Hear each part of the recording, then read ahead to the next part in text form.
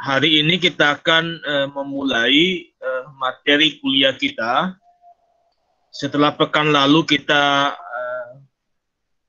ta'aruf ya dan membahas sedikit tentang orientasi atau kompetensi dari perkuliahan kita. Ya, hari ini kita akan membahas tentang hadis, sunnah, khobar, dan athar. Jadi ada 4 istilah ya, yang seringkali disinonimkan ya antara istilah hadis, ya, sunnah, khobar, dan athar. Ya, topik ini kita akan kaji dalam beberapa bagian. Yang pertama pengertian, ya, pengertian baik secara bahasa maupun istilah. Jadi pengertian hadis, pengertian sunnah, pengertian khobar, pengertian athar, ya, secara bahasa dan istilah. Yang kedua, kita akan menjelaskan tentang perbedaan persamaan ya dari 4 istilah itu. Ya. Yang ketiga, kita akan membahas tentang bentuk-bentuk ya dari hadis dan sunnah. Ya.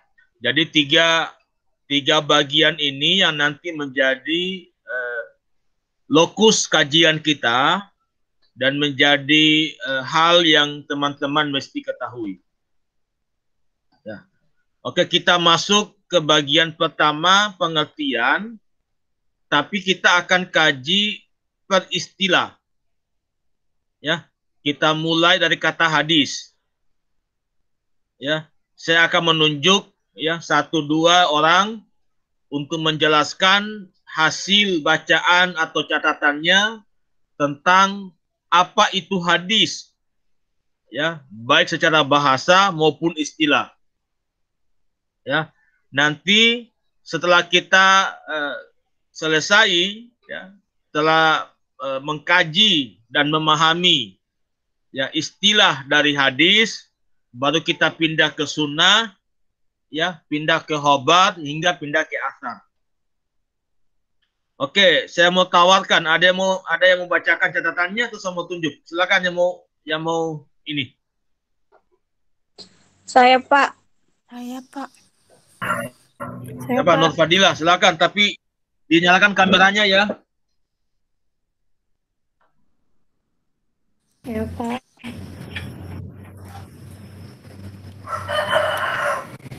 Ini yang menyampaikan saya akan catat gitu ya. Ya, silakan. Nur Fadilah, Pak. Nur Fadilah atau Fadilah Asis? Siti Nur Fadilah. Yang tadi yang pertama yang... Iya, Pak. Saya, Pak. Ya, silakan. Bismillahirrahmanirrahim. Assalamualaikum warahmatullahi wabarakatuh. Waalaikumsalam warahmatullahi wabarakatuh. Pengertian hadis. Hadis berasal dari bahasa Arab, yaitu al-hadis, jamaknya al-hadis, al-hidsan, dan al-hudsan.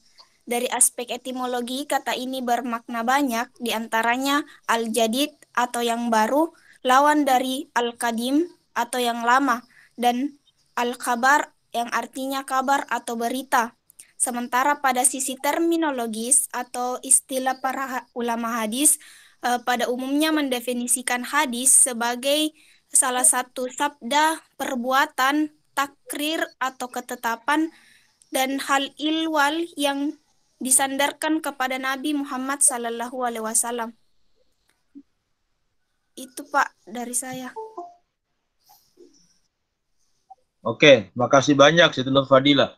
Ada yang ingin menyempurnakan yang tadi Nur Fadilah baca? Mungkin ada hal yang Nur Fadilah belum sampaikan, tapi ada di catatan teman-teman. Silakan, siapa? Saya, Pak. Ya, silakan Fadilah Asis. Pengertian hadis. Al-hadis menurut bahasa adalah masdar dari kata hadis yang berarti baru yang berlawanan dengan kata al-qadim yang artinya terdahulu. Hadis berarti pembicaraan, perkataan, percakapan, cerita, kabar, dan kejadian. Al-hadis semakna dengan khabir, berita, atau baru lawan dari yang lama. Adapun pengertiannya al-hadis menurut istilah para ulama yang berbeda-beda dalam memberi definisi kata hadis yang seperti yang dikemukakan oleh mereka. Itu, Pak. Oke. Masih ada yang lain? Silakan.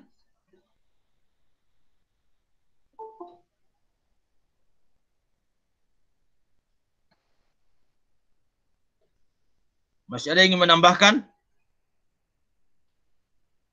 Dari apa yang tadi Siti Nurfadilah dan Fadilah sampaikan? Kalau Jahira mau bicara, silakan.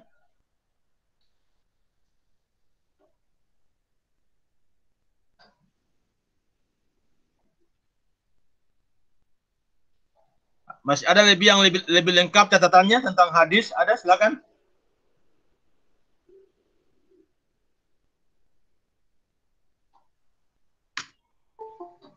Oke, kalau tidak ada, apa yang tadi Nurfadilah dan Fadilah sampaikan, saya kira secara etimologi sudah ada gambaran ya, bahwa kata hadis itu dari bahasa Arab, dari asal kata, dari dia berasal dari bahasa Arab, bukan bahasa Indonesia. Tapi kemudian kata ini menjadi kosakata baku, ya, kosakata baku dalam bahasa Indonesia.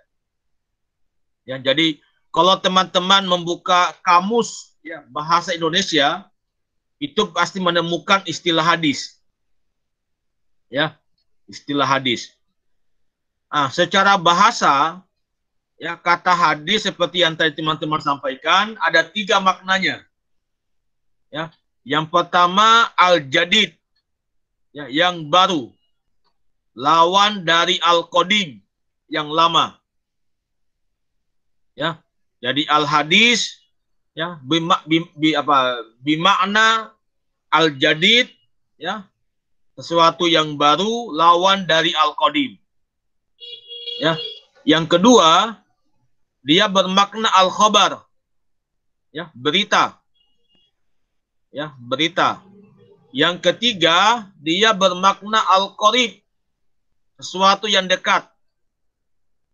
Ya, jadi ketika kita menyebut kata hadis, maka secara bahasa kata hadis itu bisa bermakna sesuatu yang baru, ya, berita, dan sesuatu yang dekat. Ya. Ada catatan teman-teman yang menemukan pandangan Mustafa Az-Zomi tentang makna bahasa dari kata hadis? Siapa yang punya catatan, ya, di mana dia menemukan definisi bahasa hadis dari ulama yang bernama Mustafa Az-Zomi, Muhammad Mustafa Az-Zomi? Ada yang ada, ya, Pak. silakan Andi Khairul, silakan Nak.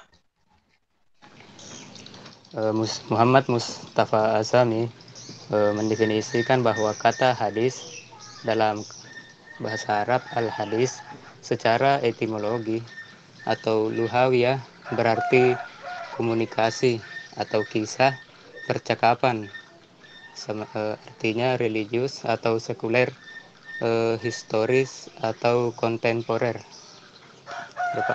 Ya, oke.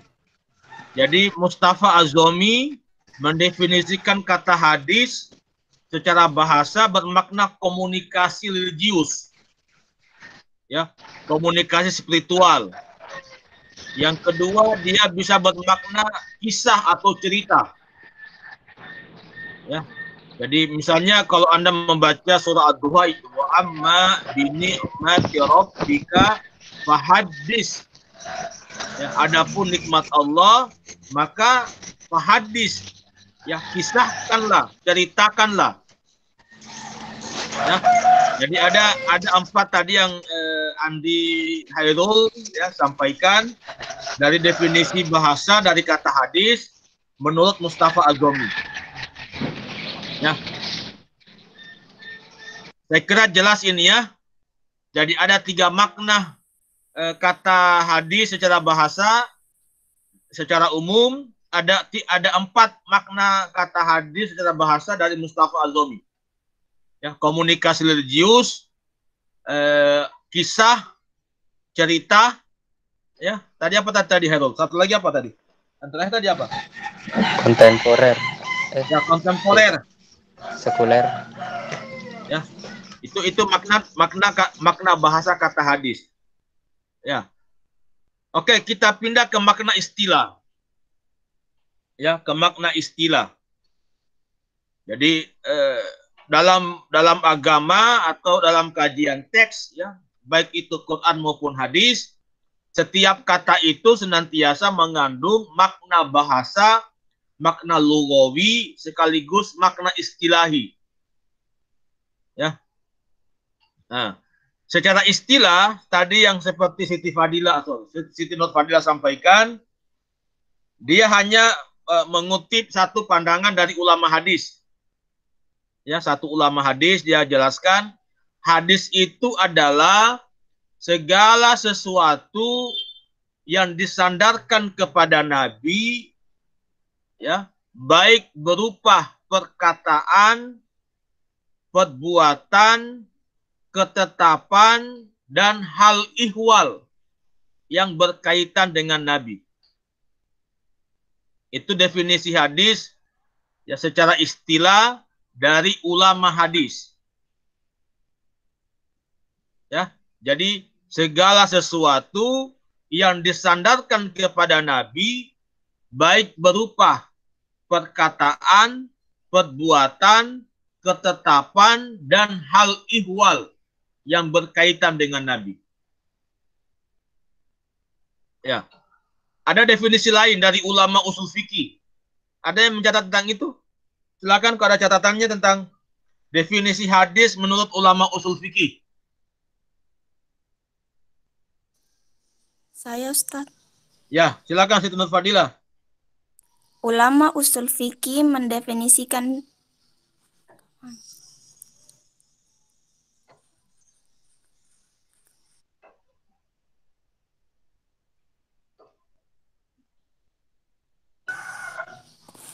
sunnah Ustaz, maaf Ustaz. Ya, ada hadis silakan. Tunggu Ustaz. Siapa? Teman-teman.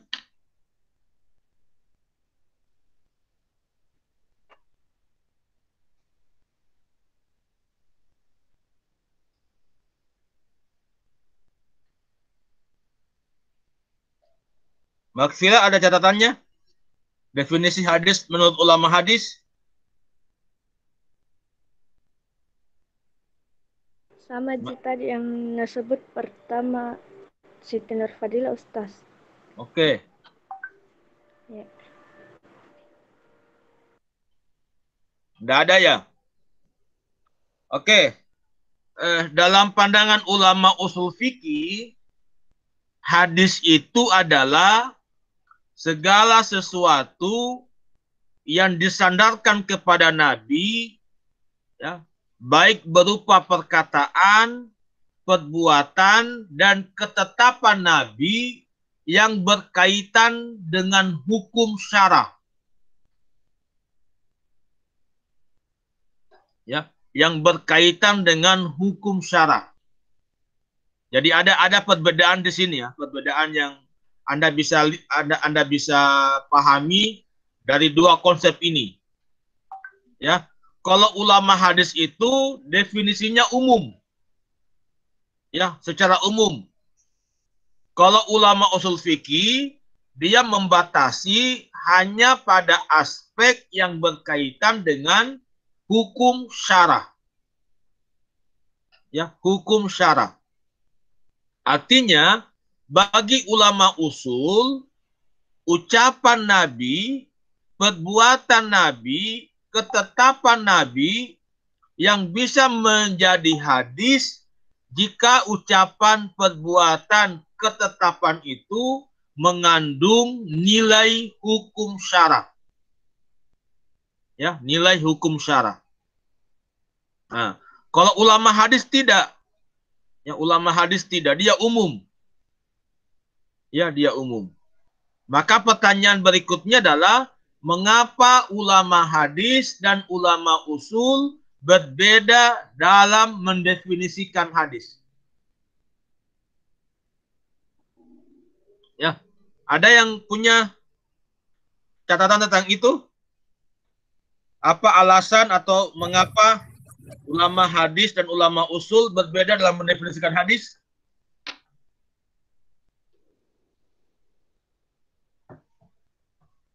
Ada Asmirandah ya? Asmirandah hadir?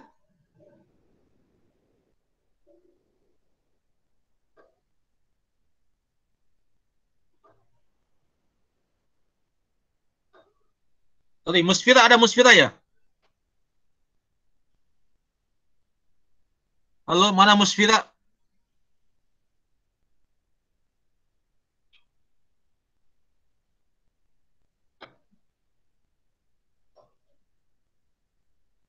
Musfira tidak hadir ya?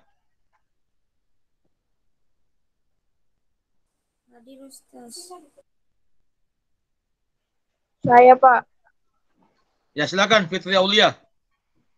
Pandangan yang diberikan berbeda terhadap pengertian dari hadis sendiri dikarenakan pendefinisian para ahli berbeda-beda dalam memberikan definisi karena sesuai dengan latar belakang disiplin keilmuan masing-masing sebagaimana perbedaan antara ahli usul dan ahli hadis, yaitu ahli hadis yang mengartikan bahwa segala perkataan Nabi Shallallahu Alaihi Wasallam, perbuatan dan hal ihwalnya. Yang kedua, segala sesuatu yang disandarkan kepada Nabi Shallallahu Alaihi Wasallam, baik berupa perkataan, perbuatan, ketetapan atau takrir maupun sifat beliau. Menurut ahli usul sendiri, yaitu semua perkataan Nabi Shallallahu Alaihi Wasallam, perbuatan dan takrirnya yang berkaitan dengan hukum-hukum syara dan ketetapannya. Maka dapat ditarik kesimpulan yang membedakan penarikan pengertian dari hadis sendiri, yaitu dikarenakan sesuai dengan latar belakang disiplin keilmuan masing-masing. Sekian. Oke, terima kasih banyak Fitri Aulia. Ya, Pak.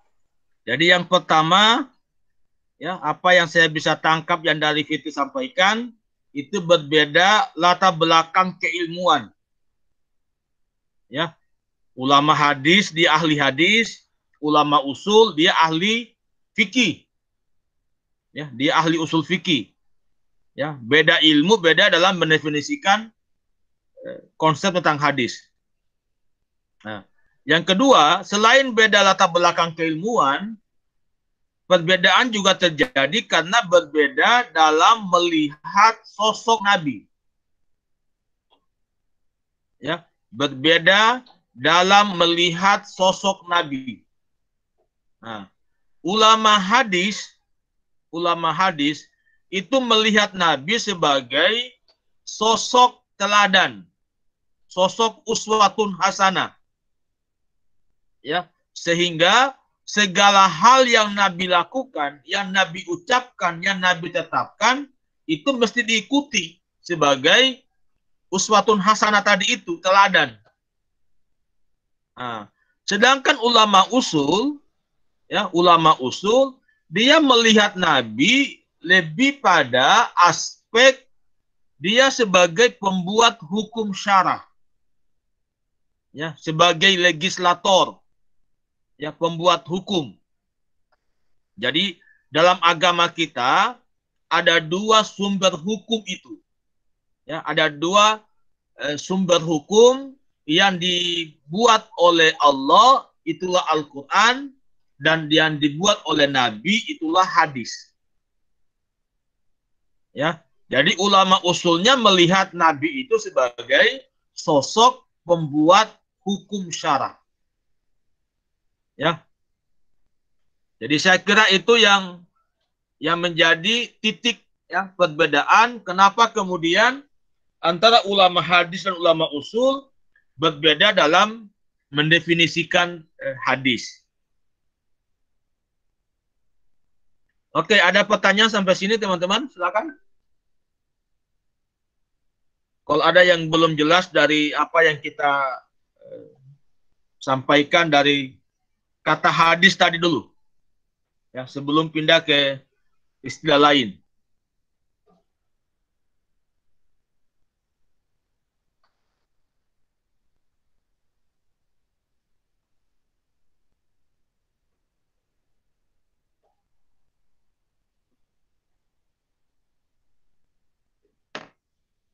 Ya, silakan kalau ada pertanyaan.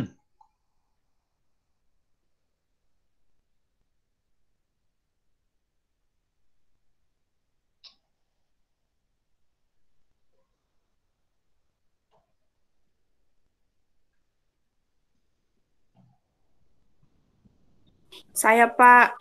Ya, silakan Nurul Jahira. Ya, baik, bismillahirrahmanirrahim. Terima kasih atas kesempatannya. Adapun pertanyaan saya mengenai hadis, mengapa hadis itu, Pak, terbagi-bagi, ada yang sahih, dhaif, dan hasan? Ya, saya kira nanti itu di topik berikutnya. Terima kasih. Jadi kita bertahap untuk memahami itu ya. Jadi kita hari ini baru pada tahapan memahami konsep istilah ya dari kata hadis itu. Ya, belum kita nanti masuk pada pembagian hadis ya. Nanti ada topiknya itu saya kira ya, ada mungkin topik setelah kita ujian MIT itu ya. Pembagian hadis dari aspek kualitas ya, di mana ada sahih, ada hasan, ada dhaif gitu ya. Tapi jangan terlalu cepat ke situ dulu. Ya, kita pahami dulu konseptualnya bahwa kata hadis itu adalah ucapan Nabi, perbuatan Nabi, ketetapan Nabi, dan keadaan Nabi. Itu bagi ulama hadis. Bagi ulama usul, dia membatasi pada hal-hal yang berkaitan dengan hukum syarah. Ya. Sehingga bagi ulama usul, cara makan Nabi itu bukan hadis. Ya. Jadi cara makan Nabi, cara Nabi berpakaian, cara Nabi jalan itu bukan hadis karena tidak mengandung aspek hukum. Tapi bagi ulama hadis itu semuanya hadis itu. Jadi bagaimana cara Nabi makan, cara Nabi berjalan, apa warna pakaian Nabi itu semuanya menjadi hadis karena itu menggambarkan tentang keadaan Nabi, hal ihwal tentang Nabi.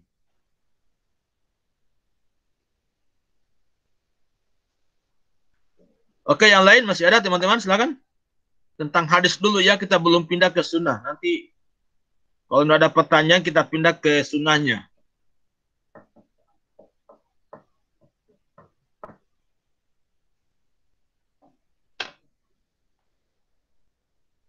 Saya, Pak. Oke, silakan. Fitri Aulia.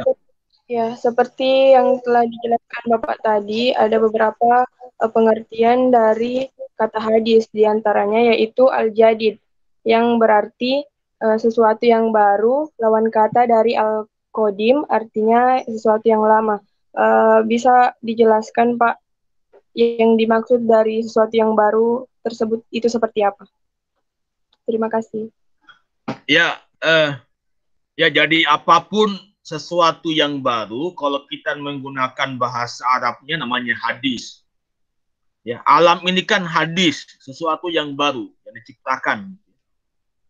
Ya, jadi ya kalau kita rujuk ke hadis atau ke Nabi, ya hadis itu ya Nabi baru mengucapkannya. Ya, orang-orang baru mendengarkan ucapan itu, baru melihat perbuatan itu. Sesuatu yang baru. Ya, kalau di Al-Khabar ya berita ya karena hadis ini adalah berita kenabian. Ya, berita kenabian. Ya, jadi wa amma bi ni'mati rabbika fahadis ya. Adapun nikmat Allah itu maka hadis ya, beritakanlah. Ya, sampaikan ke orang lain. Ya. Itu makna bahasanya. Ya, yang ketiga al-qarib, ya dekat.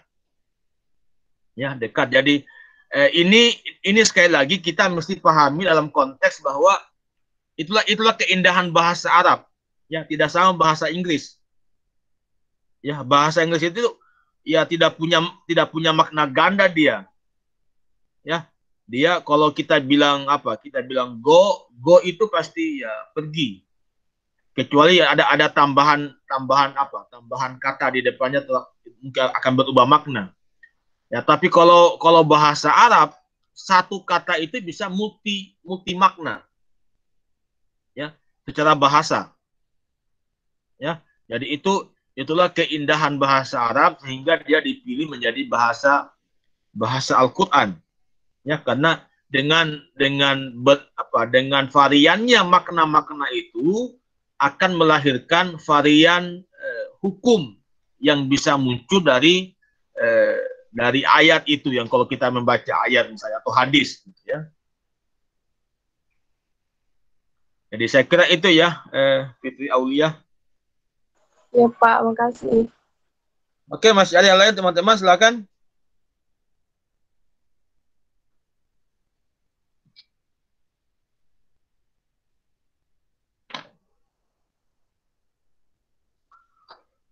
Kalau tidak ada, kita pindah ke sunnah. Ya, kita pindah ke istilah sunnah. Ada yang ingin membacakan catatannya tentang sunnah, silakan. Saya Ustaz. Saya Nur Anissa Sari, silakan. Ya, Pak. Sunnah secara bahasa berarti asira al-mutaba'ah, yang berarti jalan yang diikuti. Adapun sunnah menurut istilah para ahli hadis adalah segala sesuatu yang dinukil dari Nabi Shallallahu Alaihi Wasallam, baik itu ucapan, perbuatan, persetujuan, sifat fisik, kepribadian, maupun perjalanan hidup, baik itu sebelum diutus maupun sesudah diutus menjadi nabi. Cukup, Pak. Oke, makasih banyak, Nur Anissa Sari. Masih ada yang lain, silakan.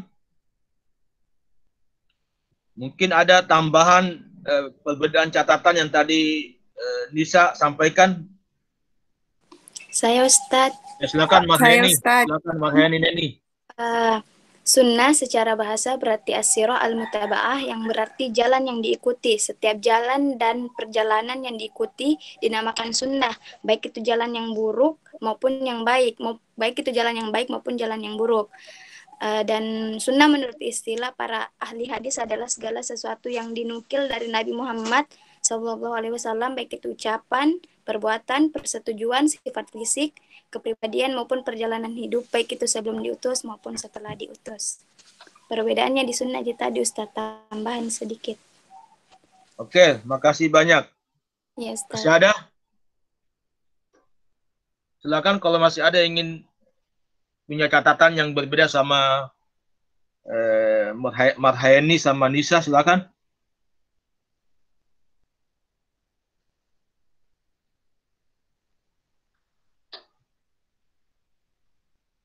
Ya, secara bahasa kata sunnah itu berarti as-sirah, ya, as-sirah al-mutataba'ah, ya, jalan yang diikuti, ya,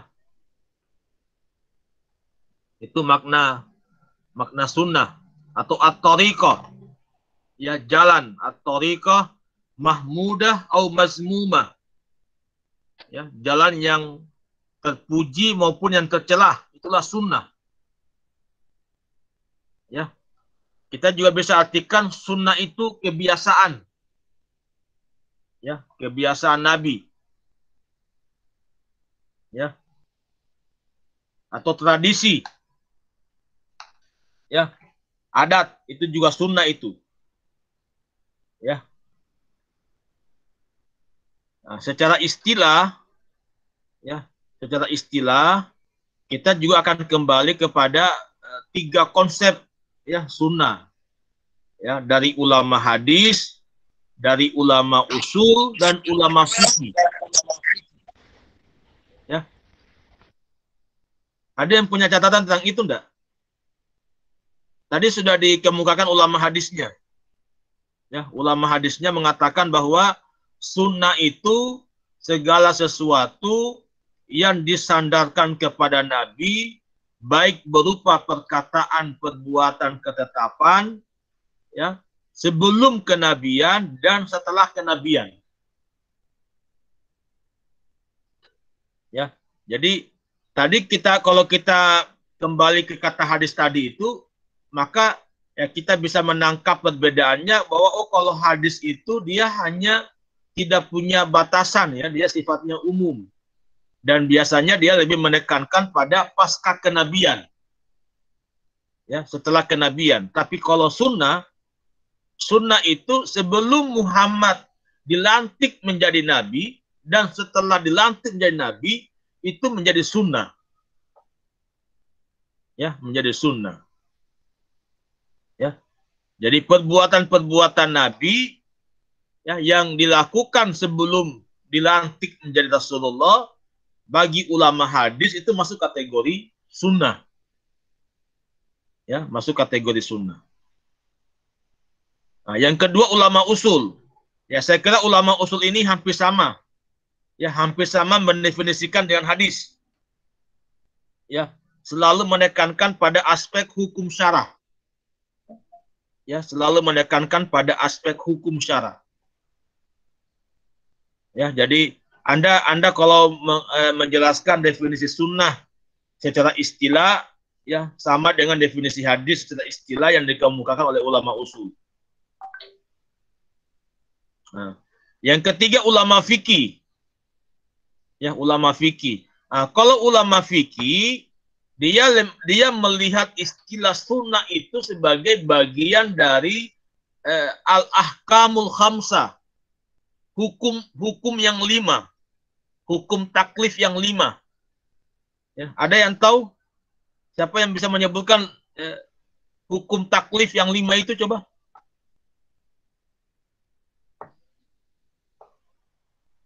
Dalam Islam itu hukum Islam ada berapa itu? Ada apa namanya? Apa coba? Ada 5 itu umumnya. Coba, siapa yang bisa? Makfara bisa?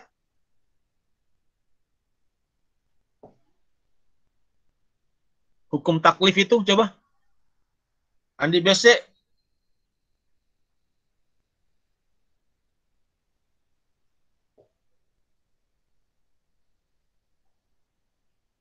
Siapa yang tahu ada 5 hukum dalam Islam? Apa? Wajib, Wajib. sunnah, Nah, sunnah. makruh, Ya, makruh. Mubah. haram, Ya, haram. mubah. Ya, jadi 5. Ya, jadi wajib, sunnah, haram, ya, mubah, makruh. Nah, ulama fikih melihat istilah sunnah itu dalam konteks ini, ya, sehingga mereka mendefinisikan sunnah itu adalah jika dikerjakan, sesuatu yang dikerjakan mendapat pahala, ya, ditinggalkan tidak apa-apa. Nah, itu konsep sunnah dalam pandangan ulama fikih.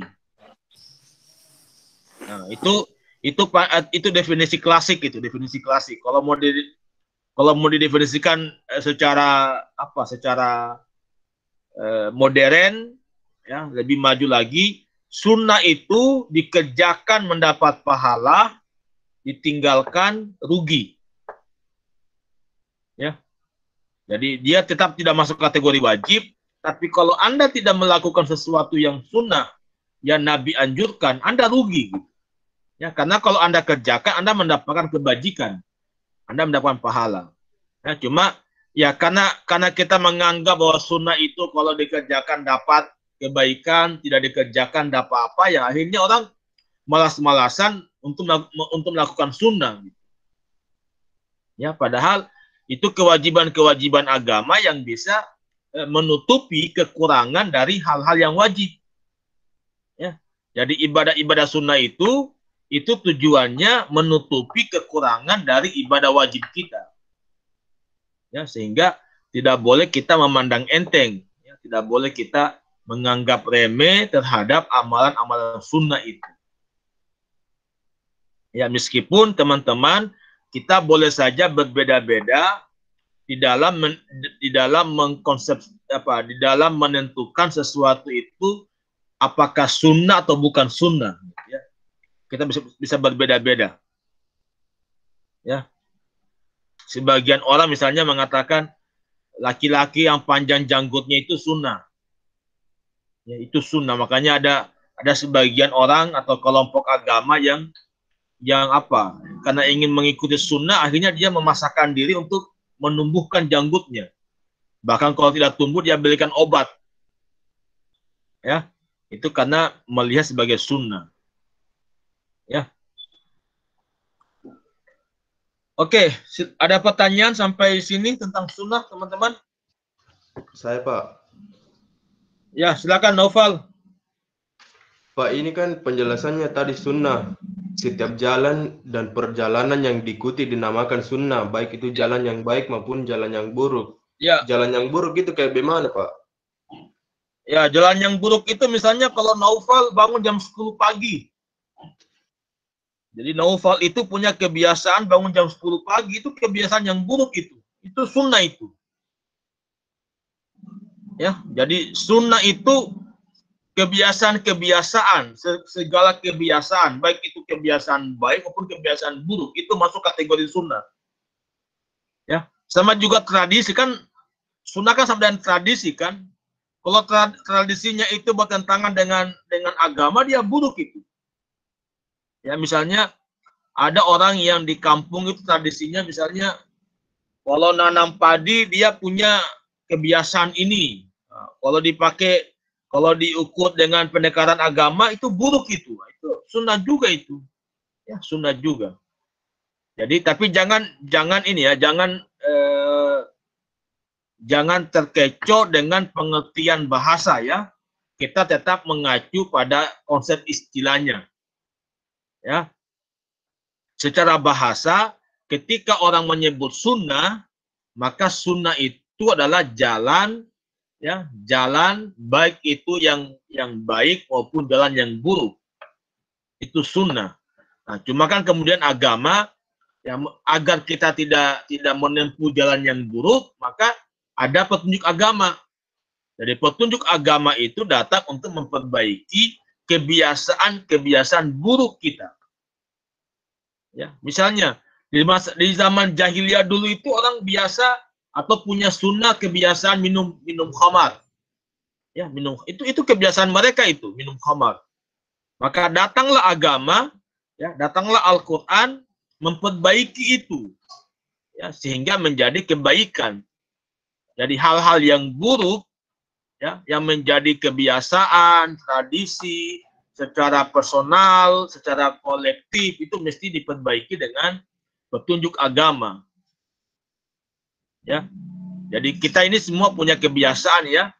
Ada orang misalnya kebiasaannya kalau bangun kalau bangun misalnya langsung mandi, ada kebiasaannya langsung macam-macam kan. Nah, dilihat saja kebiasaan itu kan ada yang baik, ada yang buruk gitu. Ada laki-laki yang bangun langsung merokok gitu. Jadi belum dia apa-apa langsung merokok dulu gitu. Itu kebiasaan. Ya, cuma dalam konsep ilmu hadis, ya, dalam konsep ilmu hadis, ketika kita bicara sunnah, sunnah itu adalah kebiasaan-kebiasaan Nabi yang baik. Ya, Nabi tidak pernah melakukan keburukan. Ya, itu kita bicara konsep sunnahnya. Nah, saya kira itu ya, Noval ya.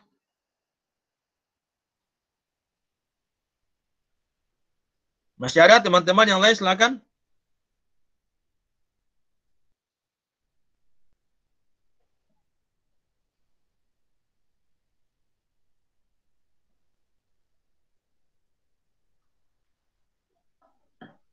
Kalau tidak ada, kita pindah ke istilah khabar.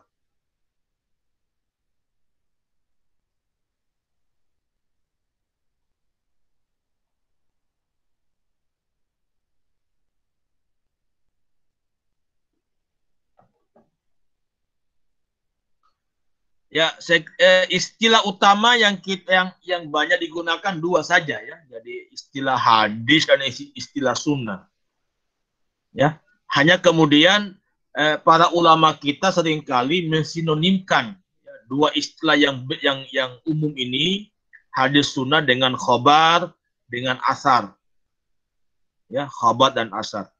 Oke, silakan yang punya catatan tentang khabar. Ada yang ingin membacanya? Saya Ustaz. Saya Siapa? Nurul Wahdaniyah, silakan. Baik. Secara bahasa, khobar artinya warta atau berita yang disampaikan dari seseorang ke orang lain.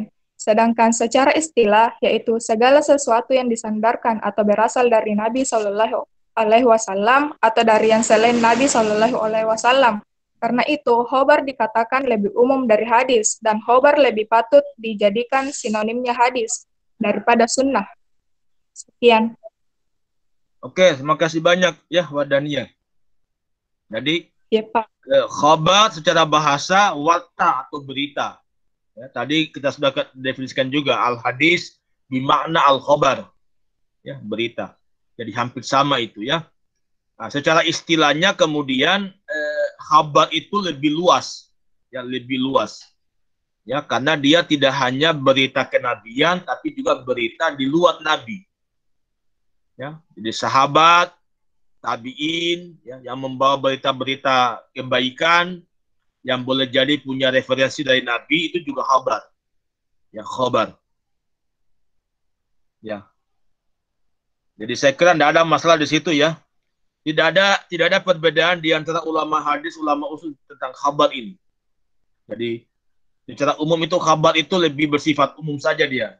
Ya, segala sesuatu berita baik yang bersumber dari Nabi maupun yang tidak dari Nabi.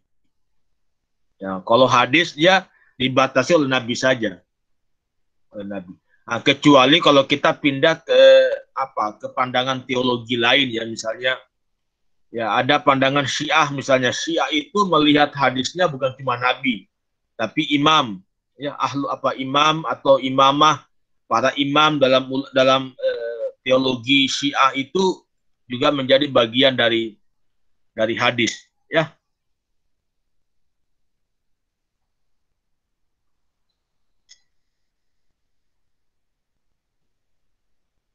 Ada pertanyaan di khabar, misalkan ada masalah di khabar itu ya.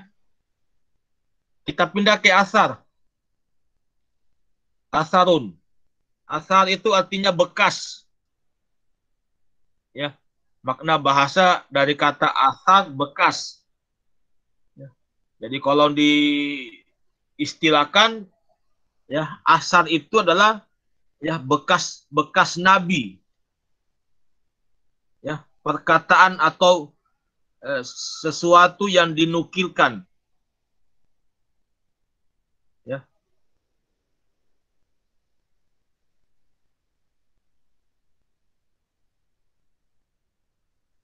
Nah, dalam pandangan At-Tabari, ya, ada pandangan At-Tabari mengatakan kata asar itu yang datang dari Nabi.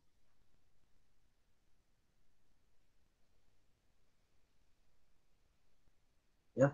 Sedangkan At-Tahawi, ada ulama namanya At-Tahawi, dia mengatakan asar itu lebih cocok ke Nabi dan sahabat.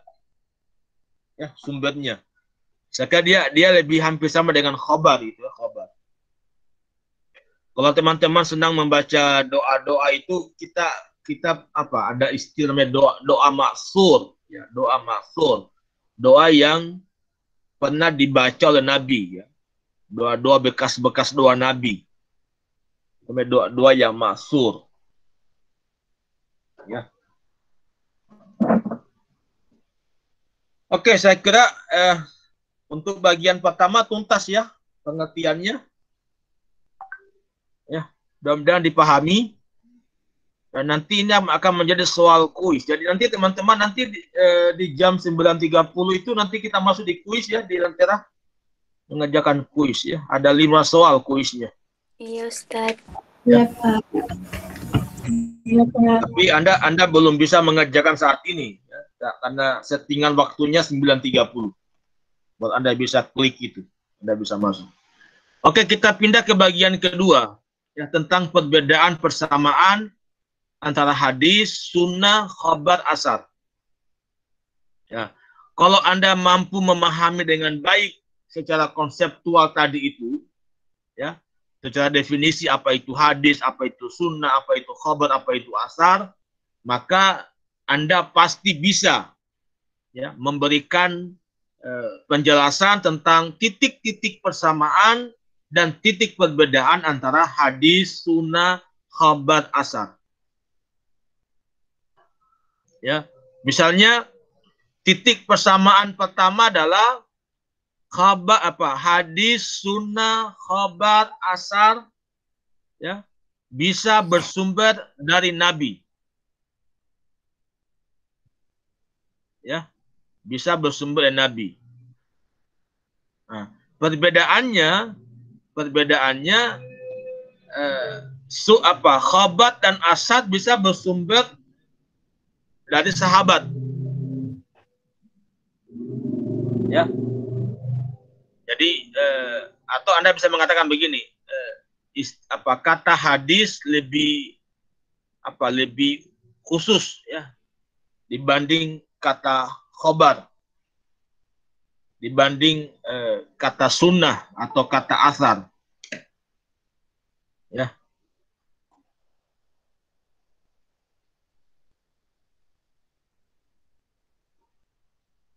Yang kedua, hadis dan sunnah itu, ya, mencakup, ya, perbedaan hadis dan sunnah adalah, ya, jika hadis itu hanya bersumber setelah kenabian, kalau sunnah juga masuk sebelum kenabian. Ya. Jadi kalau hadis itu dia hanya masuk dalam kategori pasca kenabian, setelah kenabian. Kalau sunnah sebelum kenabian dia bisa menjadi sunnah. Ya. Apalagi yang Anda bisa tangkap dari definisi tadi itu. Anda juga bisa mengatakan begini, semua hadis adalah khabar. Ya, semua hadis adalah khabar. Tidak semua hadis adalah khabar. Semua hadis adalah khabar, tidak semua khabar adalah hadis. Dan tepat mungkin. Semua hadis adalah khabar, tidak semua khabar adalah hadis. Berikutnya, semua sunnah adalah hadis. Ya, semua sunnah adalah hadis. Tapi tidak semua hadis adalah sunnah. Ya. Semua sunnah adalah hadis. Ya. Semua sunnah adalah hadis, tapi tidak semua hadis adalah sunnah. Ya. Sunnah itu sebenarnya lebih menonjolkan ke perbuatan, ya, perbuatan. Ya, jadi sunnah itu lebih menitik beratkan pada perbuatan Nabi. Ya, karena dia tradisi kan, kebiasaan Nabi. Nah, kapan ucapan Nabi itu bisa menjadi sunnah? Kalau ucapan itu kemudian juga Nabi lakukan menjadi kebiasaannya. Ya, itu baru sunnah. Nah, tapi kalau misalnya ucapan Nabi misalnya, la dina liman la amanatalahu, tidak sempurna agamanya bagi orang yang tidak amanah, itu kan hanya ucapan. Nah, kalau Nabi misalnya menjadi pribadi yang amanah, ya, pribadi yang amanah, itu karena betul-betul dia mengamalkan itu, tapi dia tidak punya konsekuensi sunnah di situ. Ya, tidak ada implikasi sunnahnya. Jadi semua sunnah adalah hadis, tapi tidak semua hadis adalah sunnah.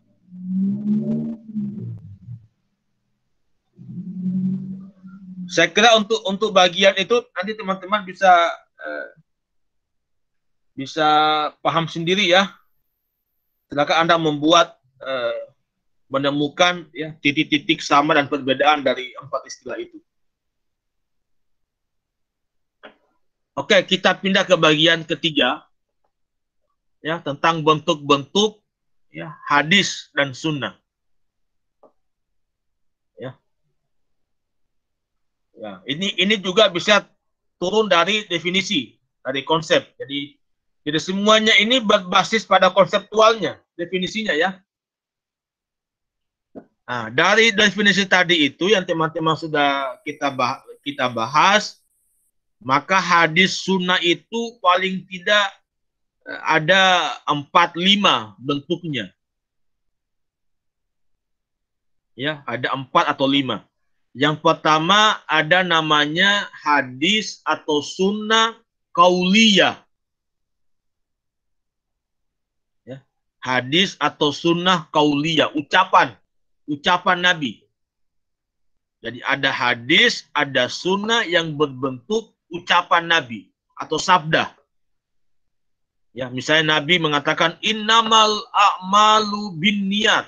Sesungguhnya amal tergantung pada niatnya, itu qauliyah. Ya. Dan Anda bisa mengetahui kalau hadis ini qauliyah kalau kalau Anda membaca qalan nabiyyu, Nabi kita bersabda, Nabi kita berkata. Ya. Atau sami'tu Nabi, saya mendengar Nabi yaqul, berkata, berarti dia qauliyah itu. Ya, dia qauliyah. Ya, qauliyah ini bisa Nabi ucapkan ketika dia ceramah, ya, ketika dia beri pengajian, ya, itu qauliyah. Nah, yang kedua ada hadis atau sunnah yang berbentuk fi'liyah, perbuatan Nabi. Ya, perbuatan Nabi. Nah, ini khususnya pada hal-hal yang ibadah. Ya, seperti sholat. Ya, seperti sholat. Ini ibadah fi'liyah. Ya, fi'liyah. Ya, makanya dalam konteks qauliyahnya, ya, tentang sholat itu, Nabi hanya mengatakan shollu kama ra'aitumuni usolli. Ya, salatlah kalian sebagaimana melihat aku salat. Ya. Jadi Nabi itu tidak pernah mengajari sahabatnya ya tentang salat ya, bahwa kalau Anda salat mesti Anda angkat tangannya sampai telinga, sampai dada, tidak ada itu. Ya, Nabi langsung mempraktekannya, ya, melakukannya. Nah, kalau tadi qauliyah, cara mengenalinya dengan kata-kata qala, yaqulu, ya, qala atau yaqulu. Kalau fi'liyah ini dia menggunakan kata kana nabiyyu. Ya, bahwasanya Nabi itu begini. Ya, itu laporan sahabat terhadap perbuatan Nabi. Ya, laporan sahabat terhadap perbuatan Nabi. Ya, jadi Nabi hanya melakukan perbuatannya, tapi yang melafalkannya, yang menarasikannya menjadi sebuah teks itu sahabat. Ya, didasarkan apa yang mereka lihat dari perbuatan Nabi itu.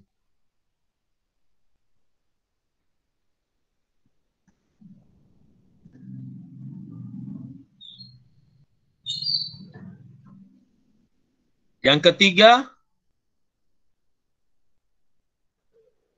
ketiga takririyah. Ya, takririyah.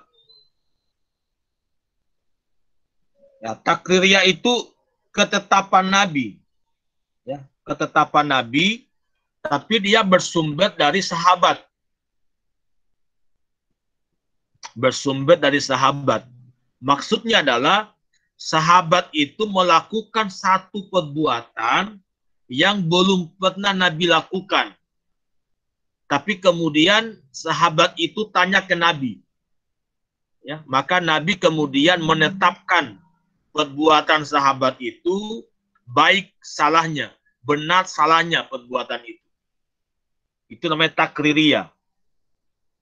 Ya, jadi Nabi melakukan penetapan atas perbuatan sahabat.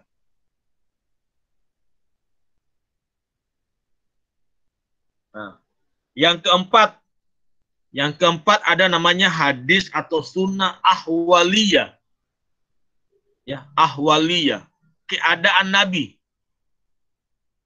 Ya, keadaan Nabi. Jadi hal-hal yang berkaitan dengan Nabi. Cara makannya, cara tidurnya, ya, keadaan Nabi ketika makan, itu bagian dari hadis atau sunnah bagi ulama hadis, ya, bagi ulama hadis. Nah, yang kelima ada namanya sunnah hammiyah. Ya, sunnah hammiyah. Ya, sunnah hammiyah itu adalah sunnah yang Nabi baru rencanakan. Ya, belum Nabi lakukan. Ya, Nabi baru dia rencanakan tapi tidak sempat dia lakukan. Ya, datang ajal, ya, maka itu masuk kategori hammiyah.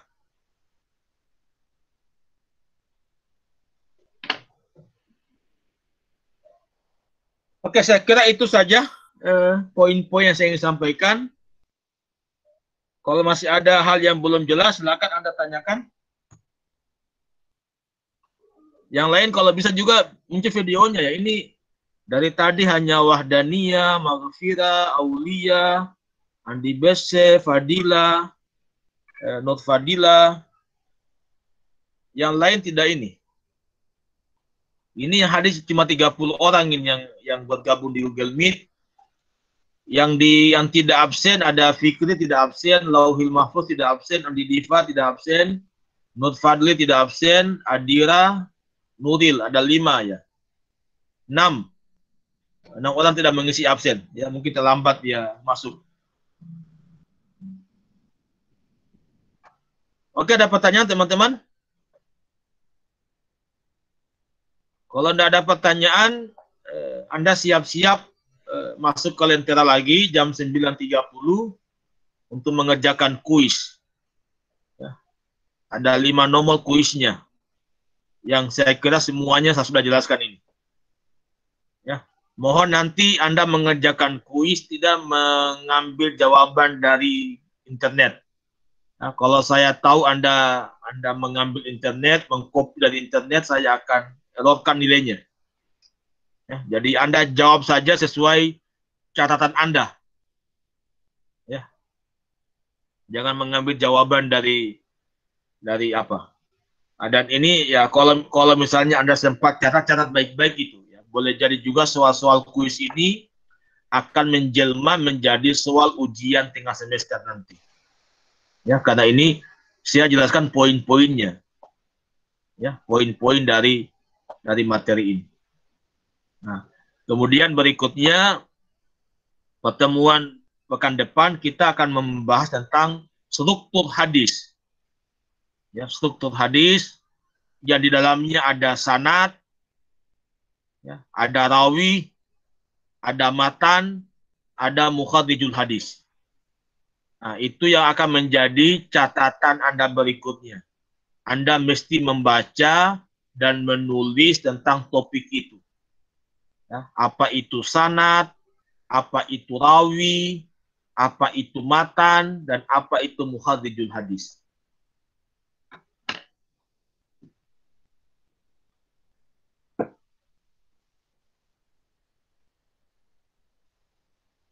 Oke, jelas ya teman-teman? Iya, Ustaz. Ya, oke. Ya, Pak.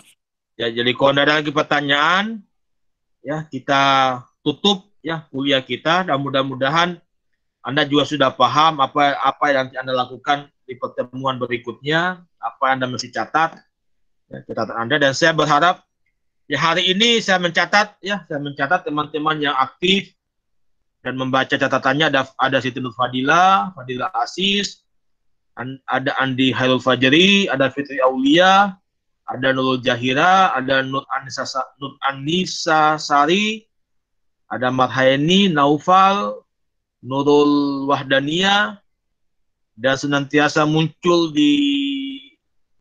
muncul videonya, ada Adni Ma'wah, ada Afra Zakila. Ya, saya kira cuma itu yang betul-betul secara serius ya. Nanti yang lain saya tidak tahu apakah mungkin tidak muncul videonya karena apa gitu, wallahu alam. Ini perkuliahan daring ini betul-betul ditentukan oleh kita masing-masing individu ya. Apa kita mau serius untuk mengikuti atau tidak. Oke, itu ya teman-teman ya. Jadi setiap pertemuan saya akan catat ini. Jadi hari ini ada berapa? Ada 11 orang yang saya catat nama-namanya. Ya. Ya, Pak. Ini Diva, baru muncul Diva ini. Ya. Baru muncul videonya. Tidak apa-apa kalau hilang videonya, tapi sekali-sekali muncul lah. Jangan mati terus. Kita tidak tahu matinya kemana ini orangnya ini. Ya, tapi kalau sekali-sekali mati, ya mungkin nyala lagi itu ya kita paham. Tapi kalau selamanya tidak pernah muncul di videonya itu. Kalau saya pribadi minta maaf tidak bisa nyalakan videonya karena saya lagi di ruangan perpustakaan saya tapi gelap. Ya. Jadi tidak ada gunanya saya kasih nyala tapi gelap, Anda tidak lihat. Saya pakai menggunakan laptop yang kameranya sangat rendah kualitasnya. Hingga kameranya tidak terang. Ya, tidak seperti Fadila Asis ini yang terang benderang ini. Fitri Aulia, terang semua. Mungkin menggunakan HP ini ya. Saya menggunakan laptop saja. Oke, masih ada 3 menit ya. Anda masih bisa baca-baca tadi yang Anda tulis ya, dari apa saya jelaskan sebelum masuk ke Lentera. Ya, terima kasih banyak teman-teman. Sehat selalu. Salam sama keluarga di rumah masing-masing. Ya, mudah-mudahan pekan depan kita bisa ketemu lagi. Ya, kita tutup perkuliahan kita dengan membaca hamdalah.